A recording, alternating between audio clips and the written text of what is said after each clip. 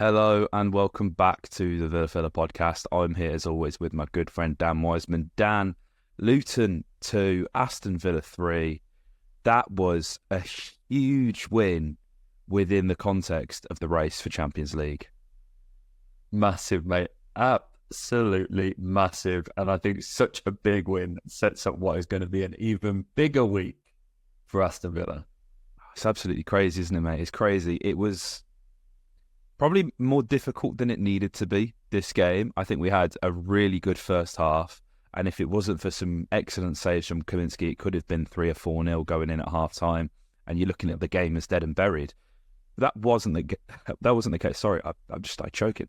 On thin air. That wasn't the case though. And I mean, the result, not necessarily the performance, but the result is so important within the context of us maintaining that race for the top four. You know, you look at the table now, it's 11 points away from Manchester United. Spurs are on our heels. However, that ball is very much within our own court when it comes to our game on Sunday, which I'm sure we'll touch on a little bit, if not at the end of this episode, definitely after Ajax. But, I mean, Ollie Watkins, mate.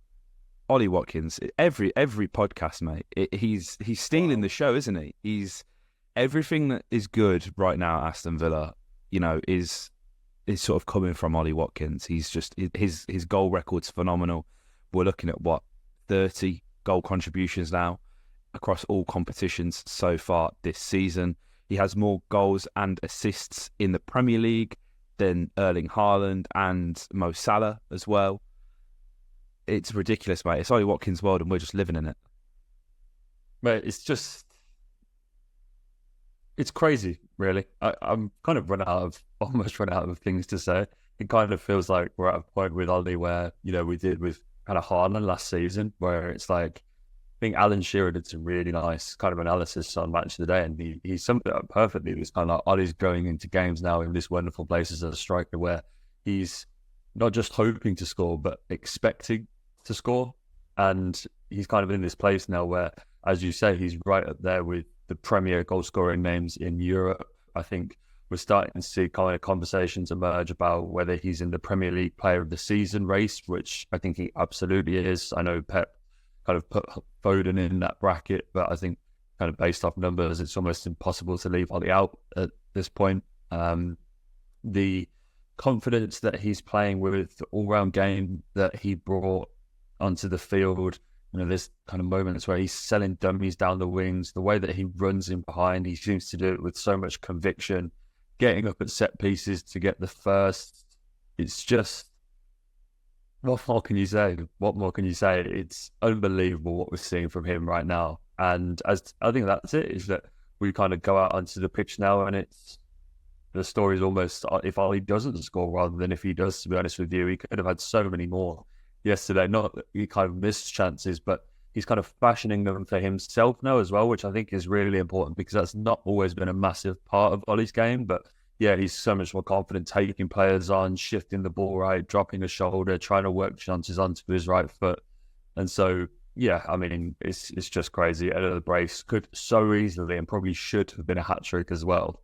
But, I mean, you can't take anything away from what he's doing at the moment. No, you can't, mate. You can't. Absolutely phenomenal. And that second goal as well is so good. I forget who played that ball over the top, but I think it's Dougie. I was Dougie. I mean, Yeah.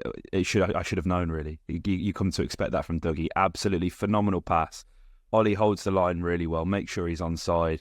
And there's not very many more satisfying finishes than off the post in his there, mate. And the way he sort of bent it round Kaminski, he's phenomenal. And I feel like, you know, Ollie's finally getting the respect he deserves, especially from like all Villa fans, because, you know, like we've been there ourselves, mate, where we're like, you know, he sort of goes these games without scoring, and it can be a bit worrying. That seems to be behind him now, and you know, the Villa fan base seems to unanimously be in awe of Ollie Watkins, and it's about time he starts getting that respect from the outside as well, mate. But not too much, because that would entail probably a move away.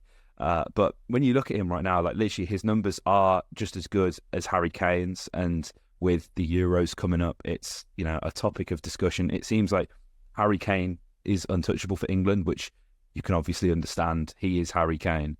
but Ollie has to go. Ollie has to be in with a shout. He has to play in these friendlies beforehand, mate. We've obviously got the next international break only in a few weeks. In the form he's in right now, he's certainly going to be giving Gareth Southgate a couple of selection headaches, really, you've got to imagine. Yeah, I think he's well past the point of will he go kind of thing. You know, you're seeing a lot of kind of people say like, oh, Ollie's got to be on the plane. I'm like, I think that's done. I think it's been done for a while, to be honest with you. As you kind of rightly say, mate, the question now is how close is he to starting for England? And look, whilst I don't necessarily think he is going to be England's starting number 9 at the Euros, nor kind of should he be, given that, you know, he's up against our nation's all-time top goal scorer.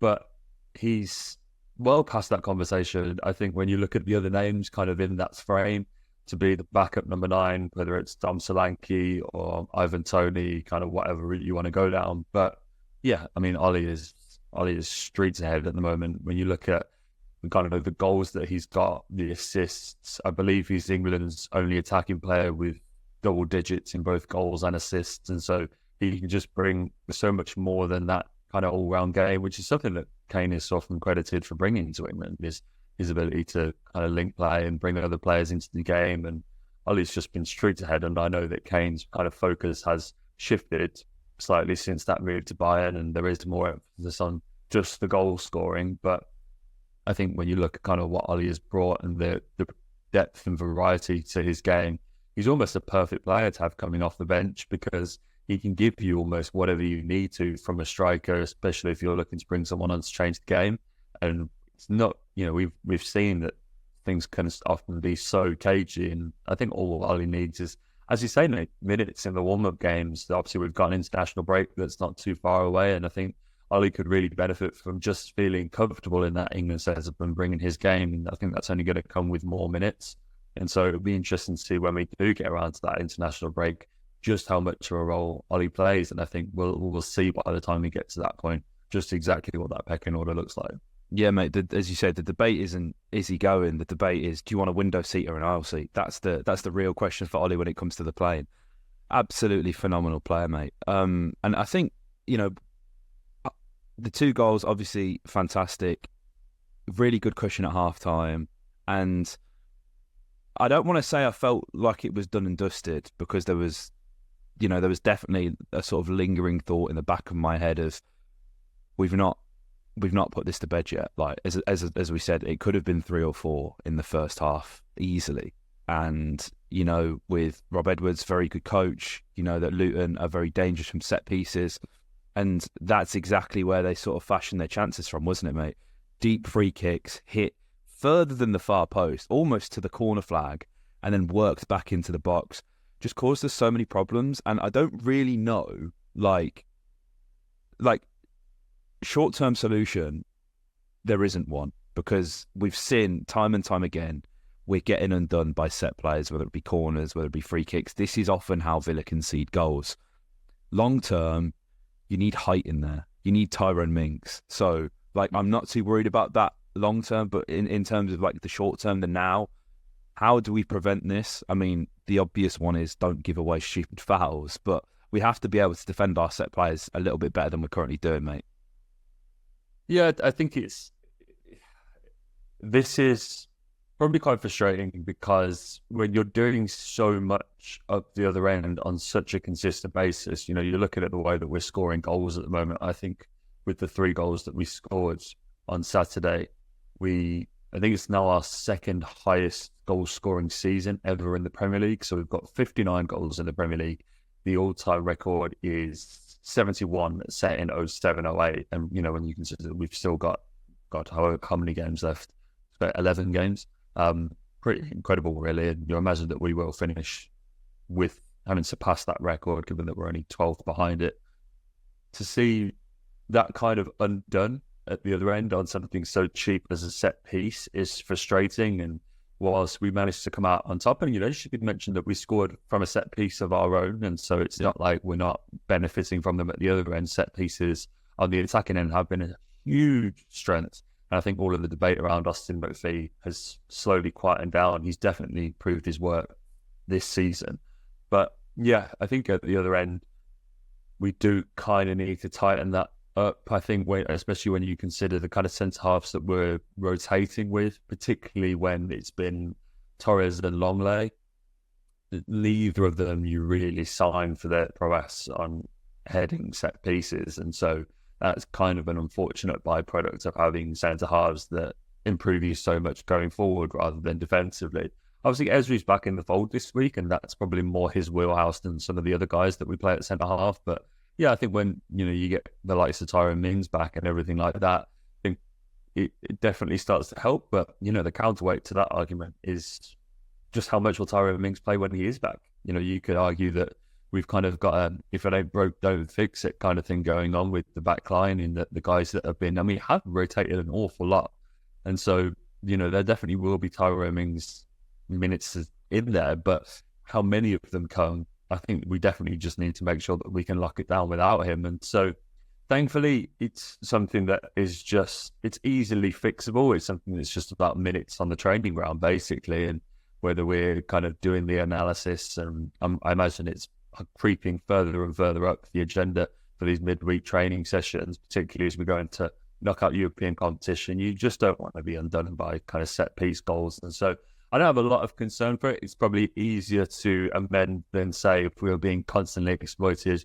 through areas in midfield or wide areas in open play, but definitely something we need to keep an eye on. Absolutely, mate. Absolutely. And, this was a good week for the squad in general, right? I mean, obviously bad news for JJ coming off.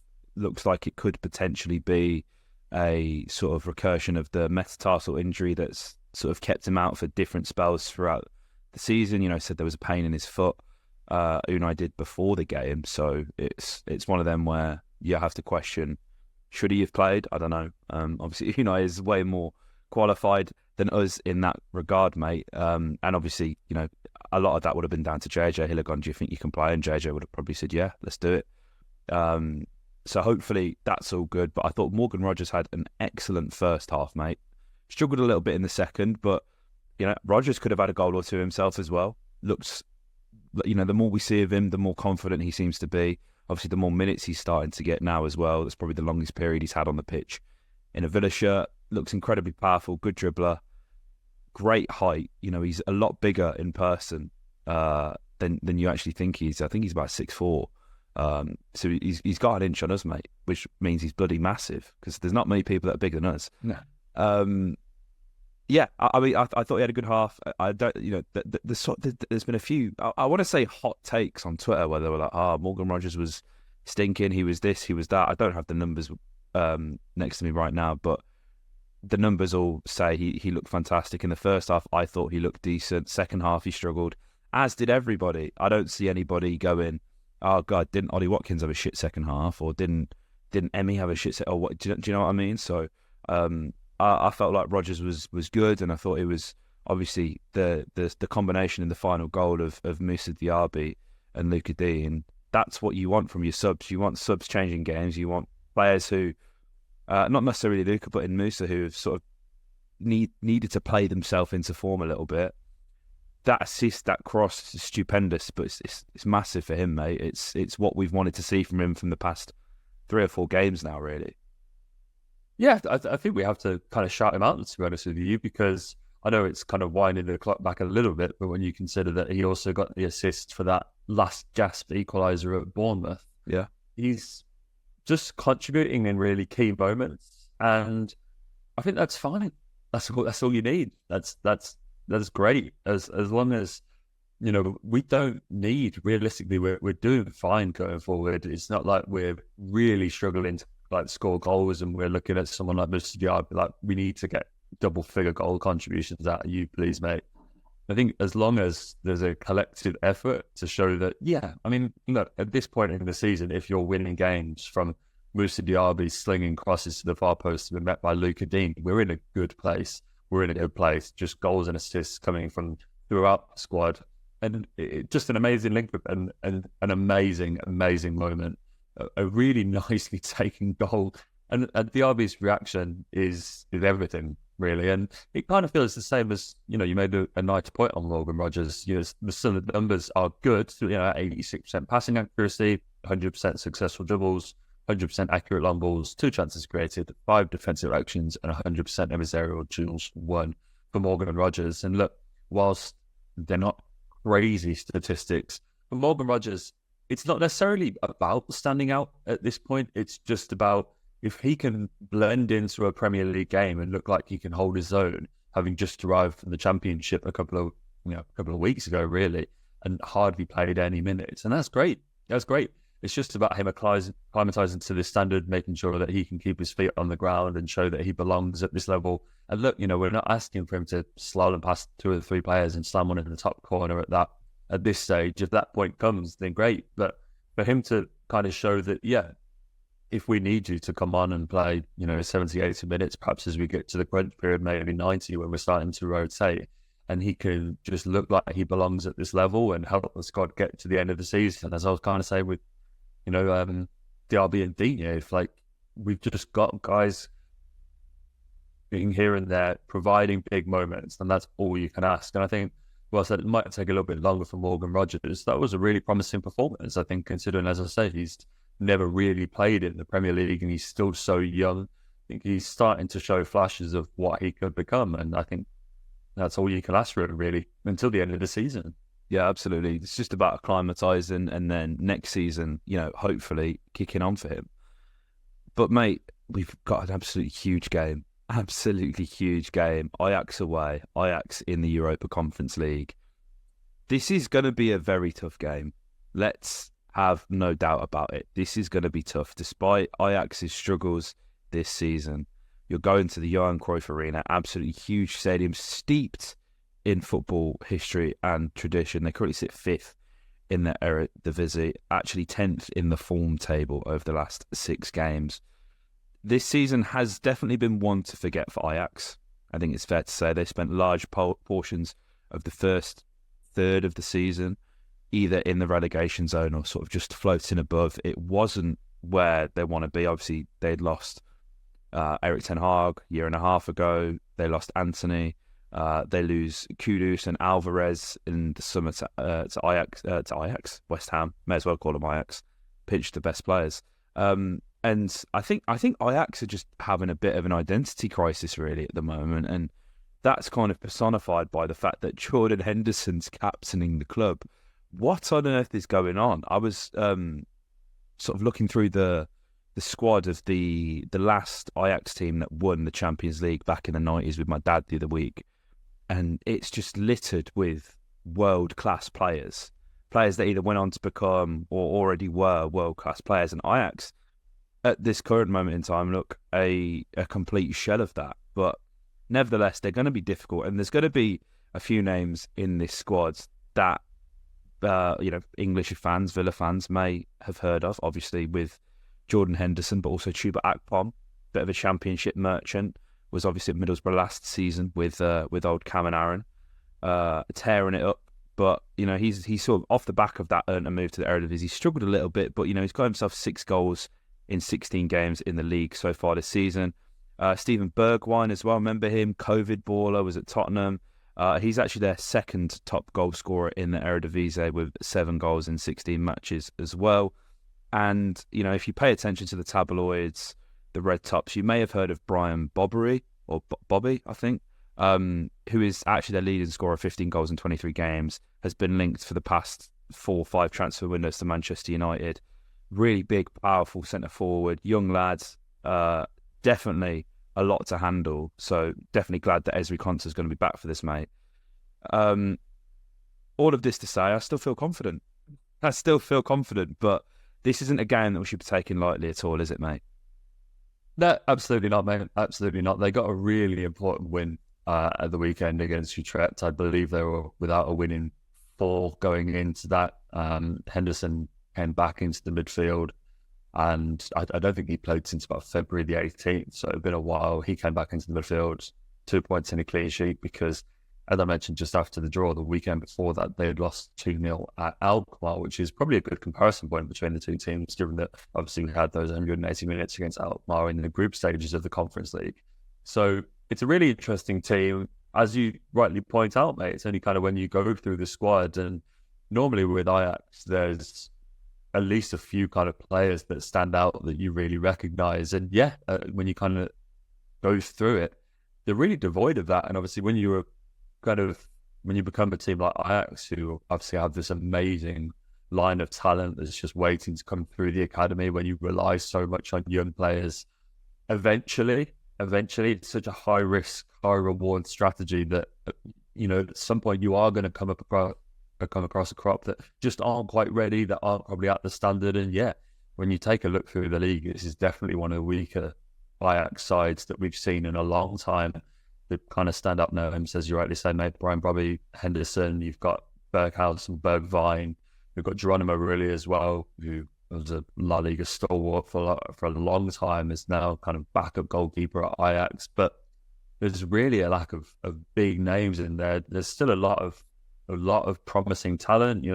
This kind of fans of the Bundesliga will recognise Borna Sosa, Manswerk as well as a good player. But I think this is the perfect tie for Villa. I really do, because I think no matter who Ajax put out, it's still Ajax. It's still Ajax. And so you get the morale boost, you get the excitement of playing and potentially beating a big team in Europe, and what a win against the side of that calibre could bring to our season is huge. But this is one of the weaker sides. And so when you look at the kind of the pros of this draw, it's almost, I want to say, a win-win for Villa, because I think if you go out to Ajax, although we would be disappointed, you still got out to Ajax. I don't think too many people are going to lose their minds about that. But a win just carries so much weight, so much excitement. It's a seismic win for the club if you do get through a European knockout game against Ajax. And so I think in many ways it's about as good a draw as Villa could have asked for.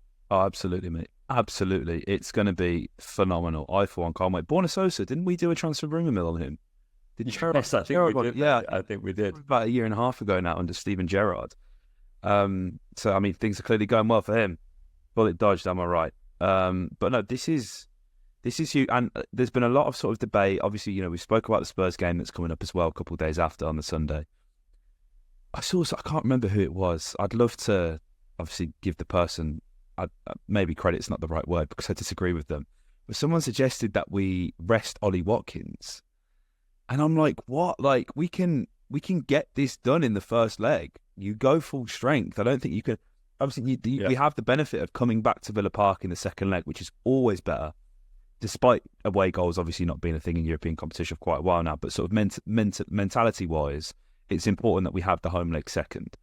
But if we can get this all sewn up, go to Villa Park in a week's time, and not sort of have us on the beach, but be in a position where we could afford to not be at top level, which could happen given the fact that this is the first time in a few months that we're back to playing within 3 or 4 days of each game for 2 or 3 weeks. It's really important to me that we go to the Johan Cruyff Arena and really stick a flag down and go, we're Aston Villa, we're taking the Europa Conference League seriously, we're coming to Amsterdam and turning over one of Europe's iconic clubs. Like, you should be on watch. That's how I'm approaching this, mate. Well, exactly, because you could argue that, to be honest, at this point, this is kind of one of the bigger tests left. If you kind of get through Ajax, I think this is the tie that, to be honest with you, is deserving of being the final of that competition, really. You get through this, you look at some of the other big sides left, you've got Lille, Fenerbahce, Fiorentina, and obviously there's sides that you can't discount. You've still got sides like Dinamo Zagreb, who got knocked out Real Betis in the last round, and you can never kind of write off those ties. Olympiacos probably in the same kind of category, but this is the star-studded clash of the round and probably of the knockout stages, to be honest with you. And so if you can get through this one, it might be, on paper, the kind of toughest, fixture that you could have. And so, you never want to take it easily, but we do have to make sure that we get this done. I think we never want to take, because, mate, you look at how hard we found it to get past, the Zrinski Mostar in the group stages. That was a real slog. And so you can only imagine what stepping up to a side like Ajax, just how difficult that could be. We have been in fantastic form in the Premier League, but bar that Alkmaar away game, we've not found any of our Conference League games easy. None of them. They've all been difficult, and we found it significantly harder to bring league forms to all cup competitions, let alone the Conference League. And so that does have to be factored in. I've got to ask you for a score prediction, mate, before we wrap it up. What are you thinking? How are you feeling? It's going to be tough. I'm going to go first, mate. I'm going to say we're going to edge this 2-1. Yes, I think it will be close, mate. I think it closed. I think we'll get a draw and get it done at Villa Park. I think that kind of has been the pattern in the Conference League. And so I think we'll get a 2-2 away, but I think we'll bring it back and do it at Villa Park.